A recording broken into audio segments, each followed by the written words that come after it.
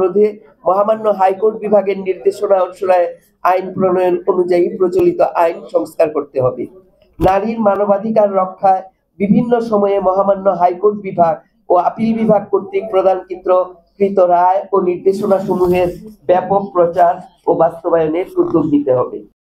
অন্তত একজন নারী ধর্ষণের শিকার হয়েছে।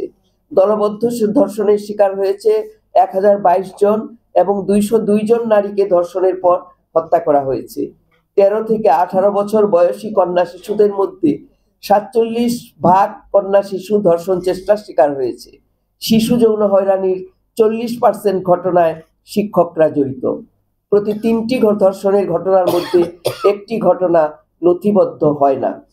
বাংলাদেশ মহিলা পরিষদের কেন্দ্রীয় লিগ্যাল এইড উপপরিষদে সংরক্ষিত 16টি জাতীয় দৈনিক পত্রিকায় প্রকাশিত সংবাদের ভিত্তিতে জানা যায়, জানুয়ারি থেকে নভেম্বর 2024-এ প্রাপ্ত তথ্য অনুযায়ী 1036 জন কন্যা সহ 2362 জন নারী নির্যাতনের শিকার হয়েছে।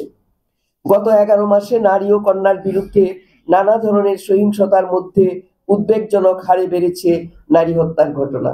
বিভিন্ন কারণে নৃশংসভাবে হত্যা করা হয়েছে শিশু কন্যা সহ 486 জন নারীকে। আমাদের এই পেপারের সঙ্গে এটা একটা সংযুক্তি আছে। যারা করবে এটা কিন্তু অপরাধ এবং মীমাংসার বিষয়টা একদম আইনে নিষিদ্ধ আছে। এবং এখানে যেটা আপনারা যে কোশ্চেনটা এখন করলেন সেখানে হচ্ছে যে একজন নির্যাতনের শিকার নারী এবং শিশুকেই প্রমাণ করতে হয় যে সে ধর্ষণের শিকার হয়েছে। আপনারা যদি খেয়াল করেন এবং আপনারা নিশ্চয়ই খেয়াল করেন এটা, যে তাকে কিন্তু বিভিন্নভাবে বিভিন্ন পরীক্ষা এবং কোর্টেও কিন্তু বিভিন্ন কোশ্চেনের সম্মুখীন হতে হয় থাকে।